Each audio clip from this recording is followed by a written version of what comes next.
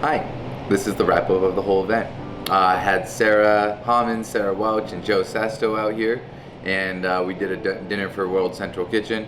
It's always an incredible #1 opportunity for us to be able to get together, meet, and when we do, we always kind of discuss about where we are at in our career and try to see what we can kind of, I guess, give to each other knowledge-wise as well as cooking together and learning from each other. One of my favorite parts about these events is definitely connecting with, I guess, the room. And when I mean the room, it's everyone in the room. You know, I make sure I try to touch every single person in the dining room, try to get to know them, have little conversations. You know, some people are shy, but some people like to get into conversations, and when they do, I like to, you know, get to know someone, and I think that's what dinners are all about. And yeah, it makes it fun. So, feeling great, ready for the next one.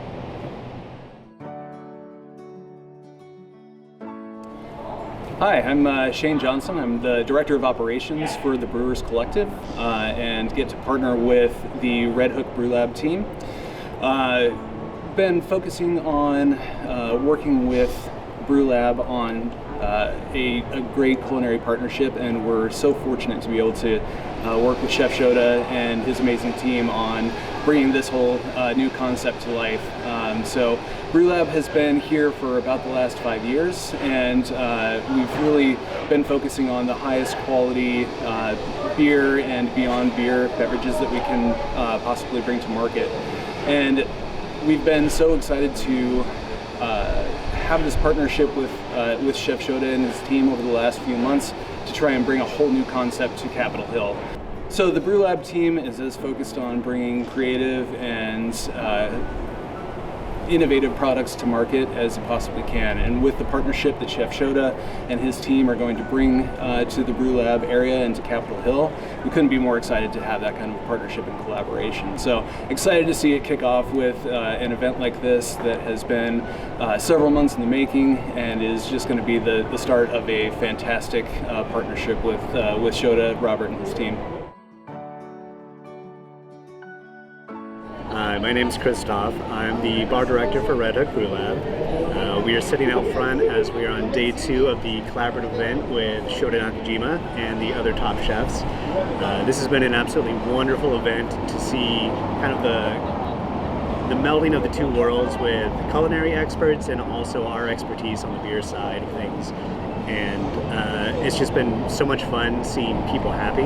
It's been a very difficult couple of years, obviously, for all of us getting through COVID, but it's really fun to see the powerhouses of the industry come together and kind of bring back that same energy that we were all missing throughout the pandemic. I really look forward to the partnership that we've forged, and I think there's nothing but a bright future ahead for both of us, and I hope for many years to come that this thing is just going to knock it out of the park. Anyone who comes in for this, it's going to be an absolute thrilling experience, whether it's a curated event or it's just, you know, a random Wednesday. So I hope you guys enjoy everything. Would love to show you around Brew Lab. Come out, see us, and we'll pour it up for you. We just wrapped up day 2 nights of cooking back to back for a whole bunch of people supporting World Central Kitchen, and these events are usually really stressful, but doing them with Shota and the whole team that he has here is actually pretty stress-free. They take care of everything, we send all the recipes, we get everything prepped and done in advance. Of course, we come in, we taste, we adjust, we make all those little changes as needed, but then you kind of have to come into an event like this where you're thinking about the dish and how it can be taught to a group of chefs that have never done the recipe, have never plated this dish, how it can be scaled to cook for 170 people at once. And so it's all those little things. The more you do this, the easier it gets as you're tasting and going through it all. But then it all comes together and you get to connect with the people and you get to see everyone sitting there eating. And it's this whole universal connection between the food, the people eating it, and the people that cook it just makes this all worthwhile. I don't have a restaurant right now, so being able to do this and cook for people and share my story and being able to create happiness and bring everyone together through food, that's why I do this. My haircut is modeled after Kristen Kish. I'll be very honest. He won Top Chef a few seasons ago. But it was really good. It was just really good to meet. We met all the chefs, including BYRON, who didn't cook, but he's awesome too. But just to like see the chefs who are so down to earth and just like normal humans who actually act like the way they are on the show. Like Sarah was very funny in real life, like she was on the show, but it was like so worth the whole thing. Yeah, I think what really stood out to me was just like how like the food was as good as you would expect from Top Chef. Yeah. But the people were so much more approachable.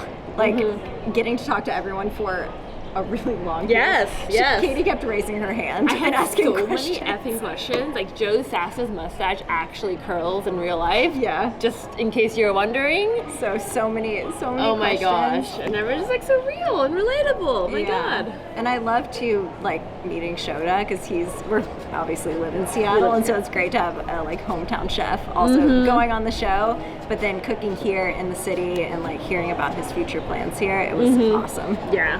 Like really looking forward to coming back. Yes, for sure. Yeah. This fried chicken is awesome. Oh my God, so crispy. Woo! Yeah. Woo! This is Anna and Chuck McGadden, and we are so like over the moon to be here to see Shota. We are super big Top Chef fans, and we found out on Chef Shota's Instagram, and we grabbed it. We came from the Bay Area to be here. We flew first class. We just like kind of made it our thing, and we loved everything about this event. I would do this over in a millisecond.